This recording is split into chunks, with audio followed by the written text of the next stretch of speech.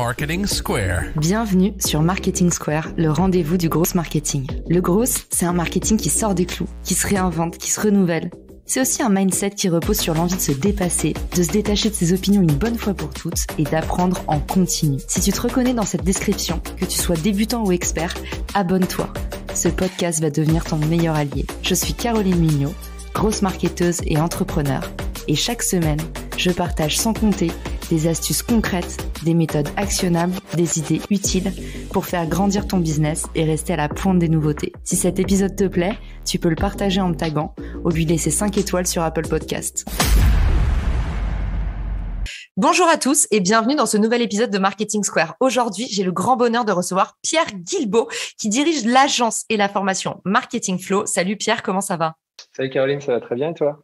Je suis ravie de te recevoir. Aujourd'hui, on va lever le mystère sur une grande nébuleuse pour les e-commerçants en particulier. Comment est-ce qu'on fait une bonne campagne d'activation? C'est quoi les étapes clés? Comment on arrive à des bons résultats? Et comme on est à l'approche des fêtes, tu m'as proposé un sujet que j'adore. C'est finalement comment réussir son activation pour les fêtes. C'est une énorme problématique pour tous les e-commerçants. Il y a des gros temps forts dans une année, il ne faut pas les louper. Et Noël, c'est souvent le plus gros temps fort. Il y a plein de gens qui disent il faut qu'on se prépare pour Noël, il faut qu'on se prépare pour Noël. Et en fait, le problème, c'est qu'ils disent ça en octobre. En fait, nous, on commence à préparer Noël même en janvier, tu vois. Oh mince, tu mets la pression. C'était ma première question. Je voulais te dire, en fait, quand est-ce c'est la question numéro 1, je pense, c'est la question à 1000 euros. C'est quand est-ce qu'il faut commencer à préparer son opération? Évidemment, il n'y a pas de réponse toute faite, mais qu'est-ce que tu peux nous donner, du coup, comme argument pour qu'on puisse trouver notre date idéale? En fait, si tu veux, ce qui est important, c'est de se dire que une année en e-commerce, comme je disais, elle est rythmée par des temps forts. Donc, il va y avoir, par exemple, ça peut être l'anniversaire d'une personne si on est dans de la personnalisation. Mais ça peut être, il va y avoir des soldes à certains moments. Il va y avoir, je sais pas, la fête des mères, la Saint-Valentin, etc. On peut, je sais pas, le printemps, l'été, l'automne. On peut jouer avec ces temps forts à chaque fois pour faire des opérations de communication ou des opérations intéressantes, du co-marketing, des partenariats pour vendre certains produits. Et en fait, en dehors de ces temps forts, ils sont là généralement pour vendre, pour convertir, parce qu'en fait, on a enfin ces fameux éléments déclencheurs tu vois, quand la plus grosse objection aujourd'hui auquel il faut répondre, c'est pourquoi est-ce que je devrais acheter maintenant? Elle est très dure, cette objection, que ça soit en offline ou en online. Et du coup, généralement, on peut y répondre avec, tu vois, il y a beaucoup de gens qui utilisent des codes promo, qui utilisent des deadlines, etc. Et en fait, là, le Noël, c'est ancré, il n'y a même pas besoin d'y répondre, c'est pour Noël. Et donc ça, c'est très, très puissant.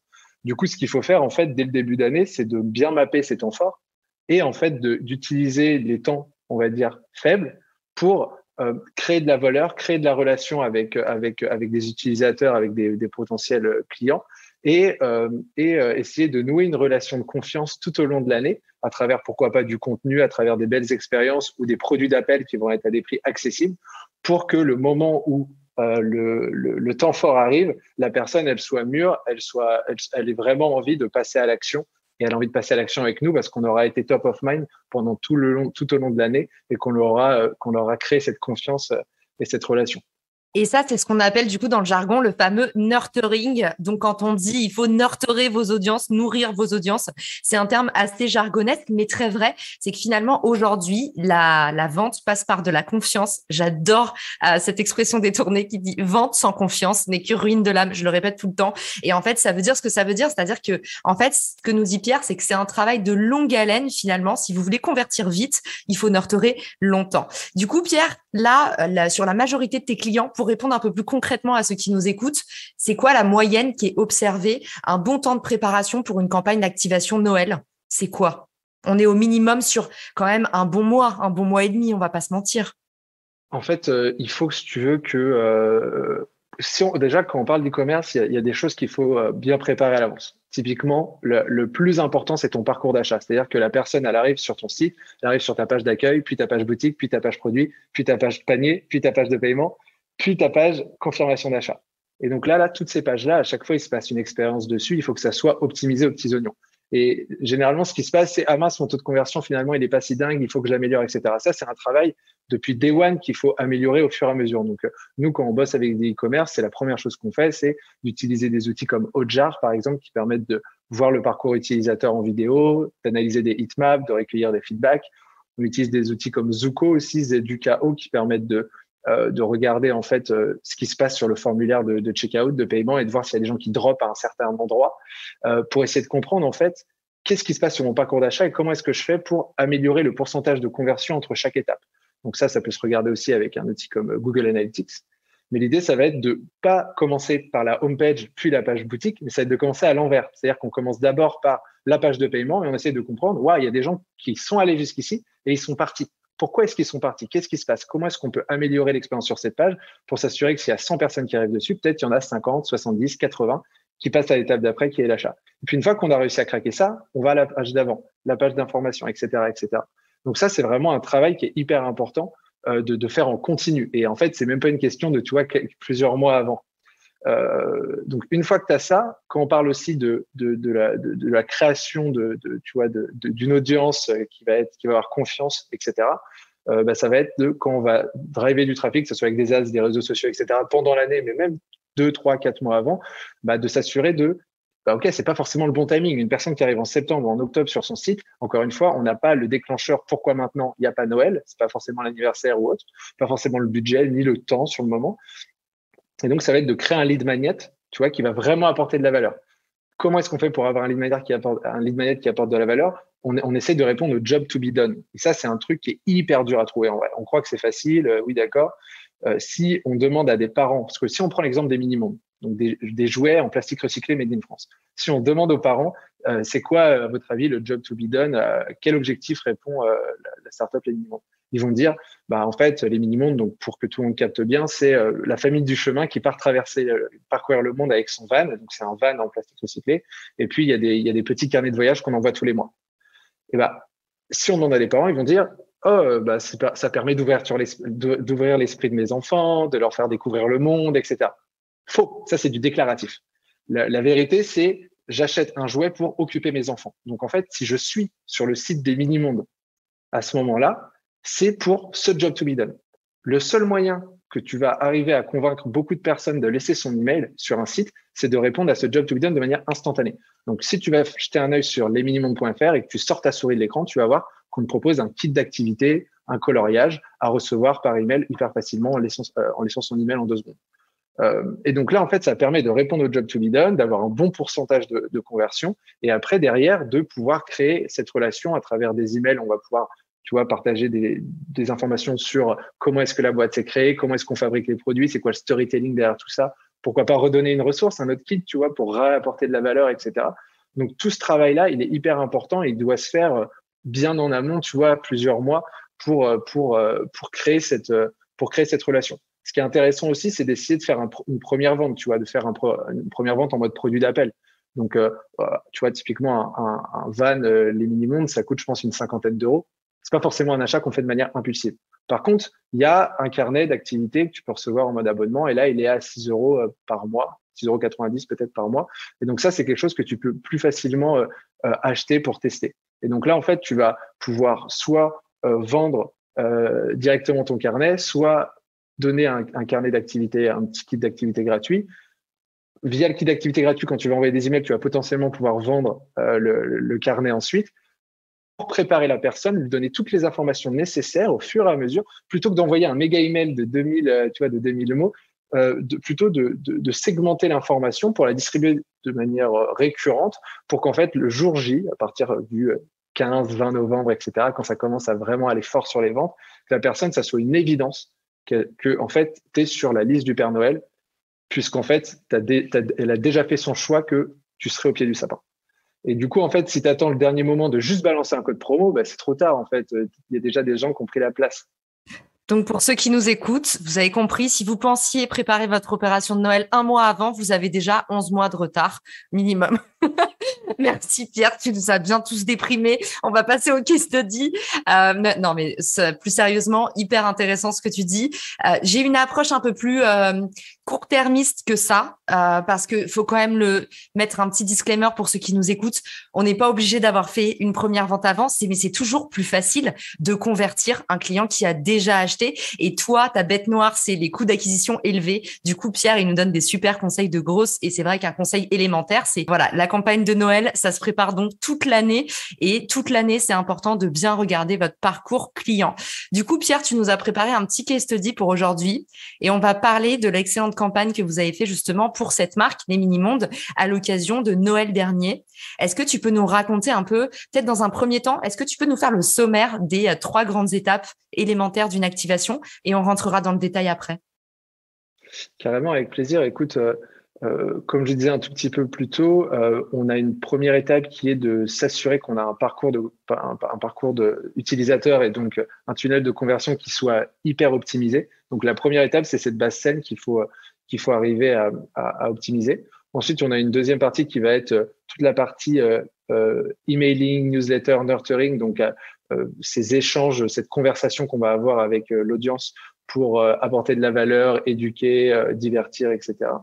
Et puis après, il y a tout l'aspect, bien sûr, ads, parce qu'une fois qu'on a un bas du funnel qui est bien optimisé, eh ben, on peut ramener du trafic dedans, qualifié.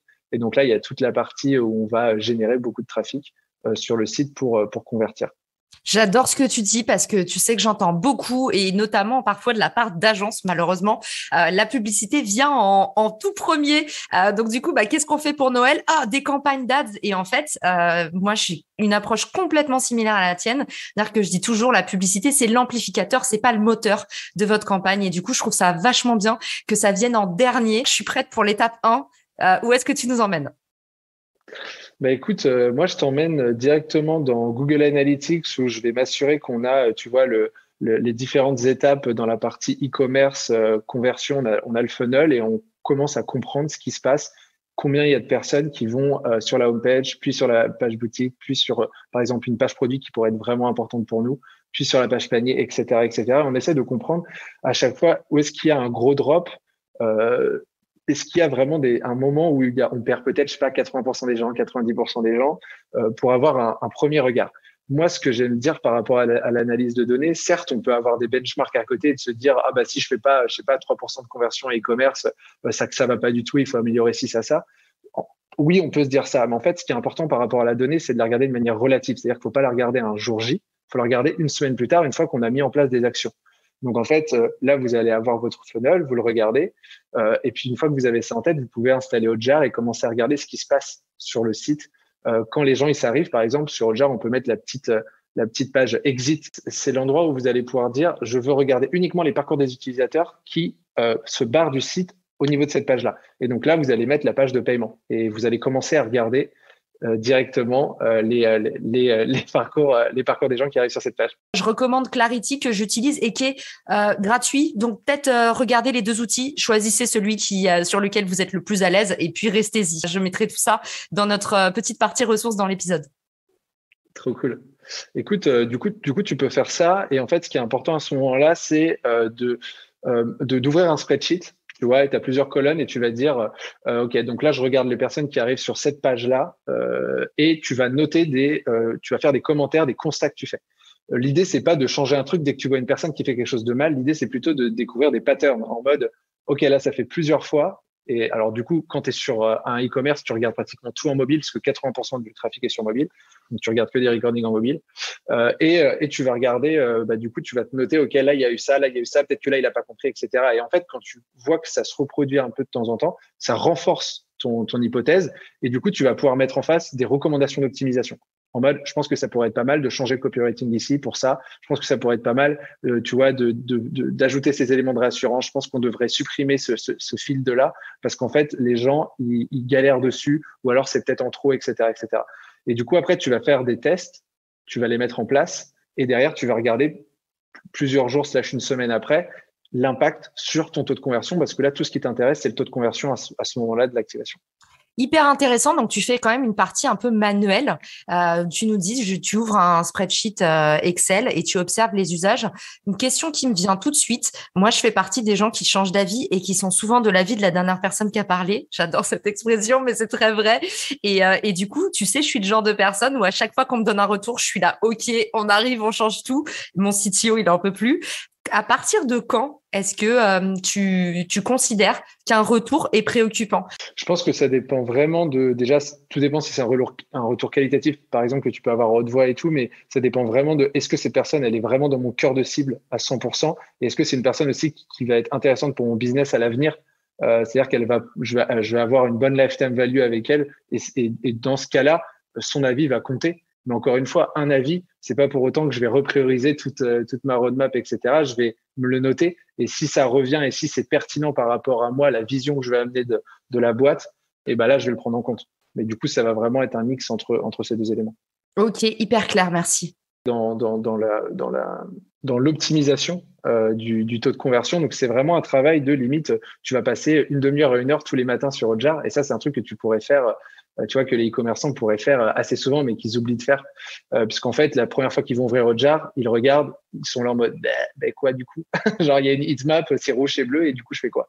En fait, on s'en fiche que ça soit rouge ou bleu. C'est plus de savoir, c'était rouge et bleu, tu as fait des changements, est-ce que c'est devenu rouge ou bleu dans l'autre sens ou pas? Donc, c'est vraiment de manière relative qu'il faut voir les choses. Donc, du coup, tu as vraiment cette KPI, cette North Star du mon taux de conversion, mon taux de conversion. Donc, bien sûr, il y a toute l'optimisation technique aussi de s'assurer que tu as le site le plus rapide de la Terre. Donc, ça, c'est le premier gros pilier. Ensuite, tu as le deuxième qui est, OK, il y a plein de gens qui sont pas prêts à acheter tout de suite. Du coup, qu'est-ce qu'on en fait de ces gens-là? On essaye de quand même les convaincre plus tard en apportant de la valeur. Donc, c'est à ce moment-là qu'on va essayer de créer une ressource gratuite qu'on appelle un lead magnet qui va apporter de la valeur à la personne. Donc là, typiquement, avec les mini-mondes, on a réfléchi à ce fameux job to be done, occuper les enfants. Je viens pour trouver une activité, un jeu qui va faire que mon gosse, pendant 2 heures, il va être tranquille dans un coin. Je dis de manière péjorative parce que je veux vraiment caricaturer par rapport au fait que c'est tellement l'opposé du déclaratif et qu'il faut jamais écouter ce que disent les gens dans ces cas-là. Il faut lire entre les lignes. Et donc, du coup, on met ce kit d'activité, on le met en exit pop-up sur mobile, tu vois, sur desktop. Et on teste, on A/B teste. Encore une fois, nous, pour ça, on utilise Klaviyo, qui est un outil d'emailing et de CRM et d'automation pour e-commerce, qui permet aussi de faire de l'exit pop-up. Et donc là, on va tester. Pierre, excuse-moi de t'interrompre. Quand tu dis exit pop-up, du coup, on est bien d'accord que c'est le moment où l'utilisateur va pour quitter le site. On lui envoie une petite pop-up, une petite notification qui dit « Mais regarde, c'est incroyable cahier de coloriage. Pourquoi tu resterais pas un peu plus et tu donnerais pas ton email tant qu'on y est ?» Exactement. C'est exactement ça. Et du coup, en fait, aujourd'hui, on a trop de l'image négative des pop-up parce qu'en fait, c'est généralement sur e-commerce aujourd'hui, ça va être un code promo. Et en vrai, ça marche un code promo, tu vois. Mais c'est juste que moi, je suis pas du tout fan des codes promo parce que quand la personne achète avec un code promo pour la première fois, tu crées une relation transactionnelle. Alors que moi, ce que j'aime, c'est à travers du contenu, créer une relation émotionnelle, tu vois, de confiance avec la personne et ça change tout sur la rétention et la lifetime value. Exactement, et on va pas se mentir, c'est pas du tout non plus la cible des belles marques à impact que tu accompagnes, parce que pour le coup, toutes ces marques qui finalement margent peu, qui sont des boîtes à impact en général, elles rognent sur leurs dépenses marketing. C'est des boîtes qui ont des approches en général pas promotionnelles. Puis aussi pour l'utilisateur, c'est toujours un peu cheap finalement de faire naître le sentiment d'urgence. 56 personnes sont en train de regarder cette annonce. Voilà un code promo. Tu n'as pas acheté les codes promo sont de plus en plus agressifs. C'est un peu des approches poussives en marketing qui vont pas sur toutes les cibles. Ouais, du coup, en fait, l'idée, c'est de créer du coup cette pop-up. Donc, elle va apparaître à partir du moment où toi, sur ordinateur, tu vas sortir ta souris de l'écran. Donc, en fait, on part du principe que finalement, tu pars sans passer à l'action, sans acheter. Ce qui est intéressant dans des outils comme Klaviyo, mais la plupart des outils le permettent aussi, c'est que tu peux choisir à quel moment est-ce qu'elle se déclenche et où. Donc, typiquement, tu vas pas la déclencher sur la page de confirmation d'achat. Tu vas aussi éviter de la déclencher sur une page de type page de paiement, panier et tout, puisque la personne est dans un processus d'achat, sa souris pourrait riper, etc. Donc, tu veux pas la casser dans son flow. Par contre, tu vas la mettre sur tout le site autrement pour se dire, ok, si elle n'est pas allée par là-bas et qu'elle sort sa souris, on lui fait apparaître quelque chose qui a de la valeur, qui répond à l'objectif pour lequel elle s'est rendue sur ton site. Ok, très clair. Donc du coup, la fameuse fenêtre, la exit pop-up, on la met surtout pas au sein du processus d'achat classique. Mais on peut la mettre au cas où la souris, elle va sur un article de blog, si la souris, elle va pour sortir du site. C'est un petit peu ça le conseil que tu nous donnes. Ouais, tout à fait. L'idée, c'est quand tu es en train de rentrer dans une phase d'achat, l'objectif, c'est d'épurer un maximum. je vous conseille d'aller voir même des Amazon qui sont quand même très costauds niveau e-commerce, on ne va pas dire le contraire. Je pense qu'Amazon, quand tu rentres dans le flow d'achat, limite, tu n'as même plus de header ou de footer, tu vois. C'est-à-dire que tu n'as plus de porte de sortie, c'est épuré. Tout ce qu'on veut, c'est que tu es rentré dedans, tu es dans un tunnel, c'est le tunnel d'achat, à la fin, tu mets ta carte. Ça fait peur, Pierre. Mais c'est comme ça qu'ils ont. Bon, après, eux, ils font des choses qui sont dégueulasses, tu vois, en termes de dark pattern. Je pense que tout le monde l'a vécu. Je pense qu'il y a une personne sur deux, limite en France, qui a un compte Amazon Prime sans le savoir, parce qu'en gros, ils n'ont pas bien cliqué. Et donc ça, c'est vraiment des trucs que, typiquement chez Marketing Flow, on fera jamais. Toute notre approche, elle est très éthique dans tout ce qu'on fait. Donc jamais des gros codes promo, jamais de dark pattern. Ça nous débecte un peu. Mais bref, du coup, on est dans l'apport de valeur. On n'est pas dans le code promo, on est dans on va t'aider à atteindre ton objectif. Là, on parle de jouets, donc on est sur un kit d'activité, mais tu pourrais, dans n'importe quel secteur d'activité, en faisant des interviews avec tes clients, tes prospects, tu pourrais arriver à trouver ton propre job to be done. Et du coup, la personne, directement, tu vas créer une séquence email automatisée où elle va recevoir cette ressource dans la foulée. Et derrière, tu peux lui dire, tiens, j'aimerais bien te faire découvrir, tu vois, notre marque, ce qu'on fait et tout, et même lui annoncer le fait que tu vas lui envoyer quelques emails dans les prochains jours. Et donc, c'est à ce moment-là que tu peux lui raconter peut-être l'histoire derrière la création de ta marque, lui partager ton processus de fabrication, peut-être lui redonner une ressource qui s'inscrit dans ce fameux job to be done. Et bien sûr, de temps en temps, en mettant en avant un produit qui va être pertinent par rapport à potentiellement ce qu'elle a fait sur le site ou son intérêt, quoi, dans l'objectif de faire ta première vente pendant cette séquence de bienvenue. Et donc ça, c'est un truc qui est hyper important à mettre en place. Donc ça, c'est la partie automatisée. En fait, ce qui est hyper cool avec des outils comme Klaviyo, c'est que tu vas vraiment essayer de mettre en place plein de séquences qui vont être automatisées basées sur le comportement des clients. Donc là, on a la séquence de bienvenue. Bien sûr, tu as la séquence panier abandonné. Donc la personne va sur le panier, elle laisse son email, elle abandonne, elle quitte le site. Tu vas pouvoir lui envoyer une séquence. Et donc là, c'est pareil. Encore une fois, il y a des gens qui vont dire les paniers abandonnés, c'est horrible. Pourquoi? Parce qu'ils ont vécu des trucs d'e-commerce en mode moins 20%, J-2, machin. Jamais on ne fera ça chez Marketing Flow et jamais on ne recommence ça dans les formations. Bon, nous, ce qu'on dit, c'est simplement de rappeler les bénéfices de ton offre, d'expliquer pourquoi est-ce que c'est cool d'acheter. Tu vois, par exemple, je me rappelle d'un email que j'avais fait pour les mini-mondes, c'était pourquoi choisir les mini-mondes à Noël. Et du coup, j'avais fait un tableau, les mini-mondes, le jouet made in China, tu vois, et j'avais fait plein de critères avec ça, c'est nous, c'est comme ça, eux, c'est comme ça et tout. C'était un tableau qui était absolument pas objectif, mais à la fin, je disais, ce tableau est pas objectif du tout, et je rigolais, je mettais de l'humour. Ouais. Et c'était en mode, voilà, l'idée, c'est juste de vous montrer, en tout cas, nous, dans la colonne les mini-mondes, tout ce qu'on a mis, c'est objectif et on espère que ça vous donnera envie de faire partie d'aventure. Ouais, et ça, c'est le vrai bon hack pour convertir, en fait. C'est le vrai avantage distinctif, c'est quand tu arrives justement à vraiment parler aux gens, on a l'impression que c'est un humain en face, en fait, ça change toute ta com et c'est là où tu fais le vrai bon email, celui qui convertit. Carrément, tu vois, tous les emails ont été co-construits avec les fondateurs et du coup, c'est eux qui signent. C'est soit l'un, soit l'autre qui prend la parole par email. C'est aussi leur touche, leur ton et ça fait carrément la différence, c'est clair. Et après, tu peux même avoir, tu vois, des séquences par commande. Donc, tout dépend de ton business. Encore une fois, si imaginons que tu as un business récurrent, par exemple, l'achat de fringues de seconde main, en fait, tu vas sûrement acheter plusieurs fois dans l'année. Et donc là, tu peux créer des séquences qui vont automatiser, qui vont démarrer à chaque fois qu'une commande se termine. Et plutôt que d'avoir une séquence post-achat unique, tu vas dire, si la personne, c'est sa troisième commande, il va y avoir une nouvelle séquence post-achat qui va dérouler. Parce que, en fait, tu vas pas envoyer la même chose à quelqu'un qui a déjà acheté 2 fois chez toi, 3 fois chez toi, plutôt que c'est la première fois. Donc, tu as toute cette machine automatisée à mettre en place et à s'assurer de ne pas spammer. C'est-à-dire que si la personne elle se désabonne d'une automatisation, elle se désabonne de partout. Il faut faire attention à ça. Il faut qu'elle ait coché le côté, tu vois, RGPD. Il faut bien lui avoir mentionné le fait qu'elle allait recevoir des emails, etc. C'est hyper important. Et puis après, il y a le côté newsletter. C'est-à-dire que si la personne, tu vois, elle a dit qu'elle voulait bien recevoir des emails, là, il va falloir la travailler. Et en fait, dès tu vois, entre le 1er et le 10 novembre, en fait, il faut commencer à envoyer des emails pour préparer Noël, pour montrer, tu vois, quels vont être les différents produits qui vont être phares à Noël, peut-être expliquer comment tu les as créés, pourquoi, etc., faire du storytelling, apporter de la valeur.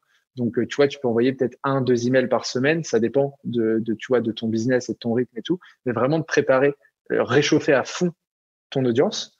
Et une fois que tu as fait ça, quand tu arrives vers tu vois, 20-30, et donc là, ça revient avec le côté activation de la première étape, tu peux, si tu as envie d'être commerçant, faire un petit code promo ou alors une offre spéciale. L'idée, c'est pas du tout d'être dans du moins 70%, hein, nous, on recommande pas du tout. Il n'en restera plus, enfin bref. L'enfer. Non, mais tu vois, les mini-mondes avaient proposé l'année dernière 10 euros des 60 euros d'achat, 10 euros de un code, tu vois, c'est pas excessif. Et du coup, ce code, on l'avait mis dans une bannière en haut du site pour le rappeler. On l'avait mis sur chaque page produit, on l'avait mis sur le panier, on l'avait mis dans les emails. Et du coup, en fait, tu as aussi cette importance en marketing dans tous les domaines, mais d'autant plus en e-commerce, d'avoir cette cohérence dans le message sur tout le parcours d'achat. C'est-à-dire que si tu vois des éléments sur ton email, c'est cool de réassurance, par exemple, c'est cool de les revoir sur ton panier, sur ton page de paiement, pour être assuré que tout ce que tu as lu et en gros les termes où tu t'es décidé, ils sont toujours présents au moment où tu mets ta carte bancaire. Un truc canon que moi j'utilisais beaucoup en e-commerce parce que quand je travaillais aux États-Unis, on avait le problème, les promotions, elles sont hyper agressives et du coup tu peux pas tellement rentrer en compétition avec des grands groupes qui font des nettoyages massifs. Pour pas atteindre mes marges, ce que je faisais, c'est que j'utilisais le partenariat. Et en fait, je faisais des partenariats avec des marques. Nous, on t'offre de la visibilité sur ton produit et toi, tu nous offres de l'échantillonnage. En fait, ce que je faisais, c'est campagne Thanksgiving, Cyber Monday, tout ça. J'allais voir tout un tas de partenaires et en fait, je leur proposais. Donc, je décotais pas mon produit. Je ne faisais pas de discount, mais par contre, j'augmentais la valeur perçue.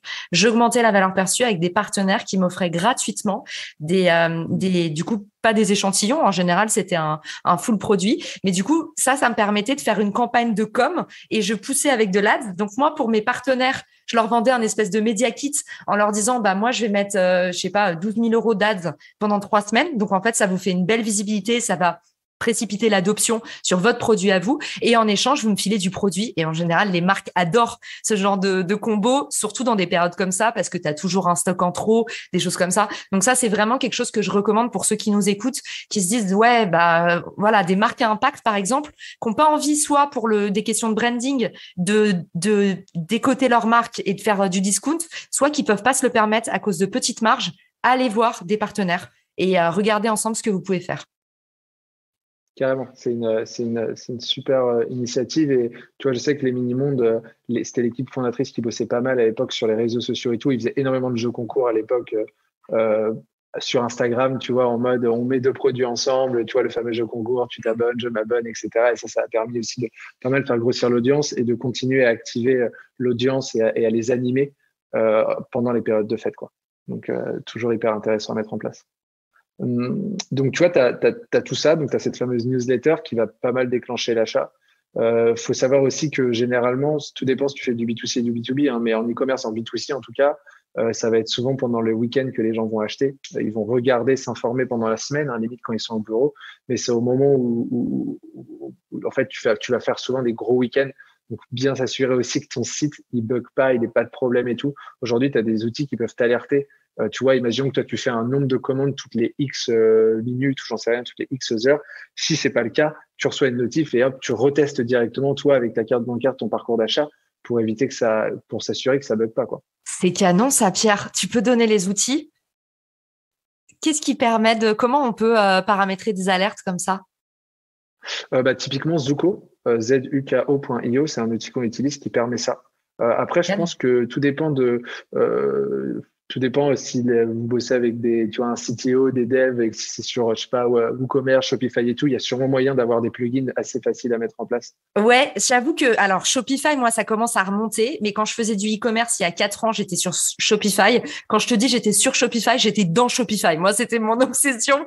J'y passais beaucoup, beaucoup de temps et j'ai jamais trouvé, en tout cas, de solution. En tout cas, à l'époque, ça se faisait pas. Avoir un détecteur automatique d'alerte qui remarque que tu fais beaucoup moins de ventes ou qu'il y a peut-être une anomalie, c'est clair, c'est la vie, quoi. Bon, désolé, je t'ai coupé encore, mais du coup, on retient et je le mettrai aussi dans les ressources parce que ça, petite pépite, Pierre. Ouais, franchement, c'est hyper important. Et puis, il y a aussi, tu vois, quand je disais que c'est important de bosser dès janvier ton Noël, en fait, il y a un moment où tu vas devoir arrêter de faire des optimisations de ton site. Genre, je sais pas, à partir du 15 novembre, par exemple, t'as pas le choix, quoi. Tu peux pas faire des gros changements parce qu'en fait, si ça bug, tu perds un chiffre d'affaires à l'heure qui est juste insane. Donc, il y a un moment où juste que tu te mettes en roue libre et que tu déroules ton plan de com, mais ton parcours d'achat, tu peux plus le toucher, quoi. Parce que à part réparer un bug, bien sûr, mais tu peux pas tenter des trucs un peu trop optimisés. Et puis après, du coup, tu as l'aspect, bien sûr, tout le trafic qu'il va falloir ramener. Donc là-dessus, il y a plein de leviers possibles. Tu vois, il y avait on a fait un peu d'influence, il y avait les réseaux sociaux, etc. son expertise de temps en temps. Et tu peux pas, genre, d'un coup, te dire, OK, on va tripler d'un coup là, le budget pendant 2 semaines à Noël. Parce qu'en fait, ça va défoncer ton algorithme, ça va défoncer tout ce que tu as créé depuis le début. Donc, en fait, il faut que tu fasses monter tes enchères et ton budget de dépenses journalier au fur et à mesure. Et du coup, que tu arrives toujours à trouver un plateau. Ce qui est hyper important dans tout le processus que je partage depuis le début, c'est la documentation. C'est-à-dire que, encore une fois, on dit, pour prendre des actions et mettre en place des optimisations, il faut d'abord avoir mesuré, puis analysé. Et en fait, si on ne documente pas tous ces choix-là, donc tu vois, de dire à cette date-là, j'ai mis ça en place, à cette date-là, j'ai mis ça en place, à cette date-là, j'ai compris ça, etc. En fait, on est incapable de construire une base saine de croissance pour se dire, mais en fait, tous les choix qu'on a fait, on les a fait parce qu'il y avait des raisons. Et du coup, en fait, sinon, en fait, 3 semaines plus tard, justement, tu as un utilisateur qui vient te voir et te dit, bah, j'aime pas ça, feedback, machin. Et toi, tu peux lui dire, OK, j'entends. Mais en fait, je m'en fiche parce que moi, je sais que ça marche mieux comme ça. Et du coup, si tu prends pas le temps de bien documenter ce que tu fais, t'as pas vraiment, au bout d'un moment, tu te perds dans tout ce que tu fais et tu sais plus ce qui a marché, ce qui a pas marché. Ça performe de ouf, coût d'acquisition faible, etc. Sauf qu'en fait, à un moment, ça s'épuise et puis il y a de la fatigue. Quand on fait aussi, on essaie d'avoir une approche éthique. On n'a absolument pas envie de bombarder les gens, de spammer de toujours la même pub. Puis même, au bout d'un moment, ils n'ont pas envie de cliquer, ils n'ont pas envie d'acheter. Bah, en fait, au bout de 2-3 fois, on arrête, quoi. C'est bon. On va pas continuer à 7, 8, 9, 10 fois. C'est infâme. En fait, on ne fait pas ce qu'on n'aimerait pas qu'on nous fasse, tout simplement. C'est clair. Et puis, tu l'as très bien dit, il y a une vraie difficulté de scaler, c'est-à-dire que vous allez voir que vous faites des campagnes qui marchent et en fait, vous arrivez toujours au seuil où ça fonctionne plus. Je suis obligée d'inviter Mégane pour qu'on fasse un volet 2 sur créer sa campagne Facebook Ads pour Noël. C'est une question qui revient souvent et en plus, la publicité, ça coûte beaucoup d'argent dans une période où il y a pas mal d'inconnus. Pour tous les e-commerçants qui se lancent, on va faire un nouvel épisode avec Mégane. Il est trop fort, ce Pierre. Voilà, il m'a fait de l'upsell. En fait, genre, vous prenez Pierre, il y a Mégane qui arrive. C'est comme ça que ça fonctionne chez Marketing Flow. Pierre, est-ce qu'on a couvert tous les sujets pour aujourd'hui? Est-ce que tu as l'esprit léger? Est-ce que tu as envoyé tout ce que tu voulais envoyer? Ou il y a quelque chose qu'on a oublié de mentionner? On a donné les grandes lignes, donc je pense que c'est good. Si je pouvais juste te dire un truc, c'est hyper important de mettre à un moment tout votre... Il peut y avoir quelqu'un qui s'occupe du marketing, quelqu'un qui s'occupe du site, quelqu'un qui s'occupe du machin. Mettez le poids du corps sur le parcours d'achat tous ensemble et essayez de créer une expérience qui soit cohérente de A à Z, des ads jusqu'au moment où la personne va recevoir des emails, va acheter, etc. Parce que c'est souvent ce qui peine. En fait, on est pris dans notre quotidien et on finit par travailler en silo. Et en fait, on se rend pas compte qu'il y a des bugs, qu'il y a des choses qui ne sont pas cohérents entre le message qu'on envoie à la personne qui découvre à froid et la personne qu'on upsell plus tard, etc. Donc, d'essayer de plutôt regrouper ses forces et faire une action bien, puis après d'en faire d'autres, plutôt que d'essayer de faire plein d'expérimentations dans tous les sens, chacun de son côté. C'est voué à l'échec, en fait. Top. Hyper bon rappel pour finir l'épisode. Donc, effectivement, le parcours d'achat, du coup, c'est le squelette de votre campagne. Ça s'appelle activation, mais on n'est pas sur des enjeux de communication. On travaille vraiment le produit et puis on travaille le structurel. Merci beaucoup, Pierre, pour tout ce que tu nous as partagé. Franchement, cet épisode, il est méga dense. Je sais pas comment je vais faire le montage parce que c'était vraiment dingue et on sent que tu maîtrises parfaitement ton sujet. Donc, merci beaucoup. Où est-ce qu'on peut t'envoyer des mots d'amour et des mots de remerciement pour tous ceux qui vont avoir appris un max pendant l'épisode et qui peut-être voudront aussi te poser d'autres questions? Écoute, sur LinkedIn, je réponds à tous les messages, je suis présent. Et puis après, s'il y a des gens qui veulent aller jeter un œil sur marketingflow.fr, on a des newsletters qui sont gratuites, qui permettent de se former au marketing au growth. Donc, ils peuvent aller jeter un œil aussi. Et puis, ils peuvent aussi retrouver, bien sûr, l'étude de cas des mini-mondes pour revoir ce que j'ai pu mentionner, peut-être dans le détail, avec des datas, des visuels, etc. Ça sera peut-être plus parlant encore. Évidemment, moi je mettrai tout ça dans la liste de ressources qui va ressembler du coup, je pense à la pierre de Rosette. Va y avoir beaucoup de lignes. En tout cas, ça valait le coup. Merci beaucoup Pierre. On invite Mégane pour le prochain épisode. C'est acté. Merci à tous et bonne journée, soirée. À bientôt. Ciao. Si t'as écouté jusqu'ici, c'est certainement que cet épisode t'a plu. Ce podcast est rendu possible par Richmaker, le Tinder du B2B comme on l'appelle. C'est une plateforme que j'ai lancée et qui permet d'identifier des partenaires compatibles en fonction de ton business. En gros, dis-moi quels sont tes objectifs marketing et je te dirai qui va t'aider à les dépasser au sein de ton écosystème. Pourquoi aller chercher ses clients un par un quand on peut placer sa croissance en pilote automatique? Plus d'excuses, passe à l'action et à très vite sur Marketing Square, le podcast du gros marketing. Marketing Square.